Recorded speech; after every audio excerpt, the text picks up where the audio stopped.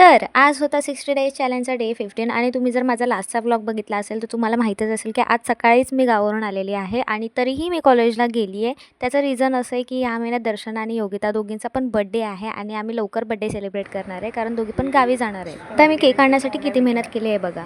कॉलेजमध्ये एका सायन्ससाठी केवढा स्ट्रगल. तर जवळपास अर्धा तास एका सहीसाठी स्ट्रगल केल्यानंतर मी आणि पायल फायनली कॉलेजच्या बाहेर पडलो केक आणण्यासाठी. आणि तुम्हाला माहिती आहे का, हल्ली माझी आणि पायलची जास्त वाईब मॅच व्हायला लागली आहे, त्यामुळे आम्ही सारखे दिसतो. आणि सकाळपासून त्या दोघींना काहीच आयडिया नाही. काहीच आयडिया नाही. आता थोडंसं दर्शनाला कळलं असेल कारण रुपालीकडनं पैसे घेतले. नाही तिचं एवढं डोकंच चालणार नाही. तिला डोकंच नाही, तिला एवढं डोकंच नाही.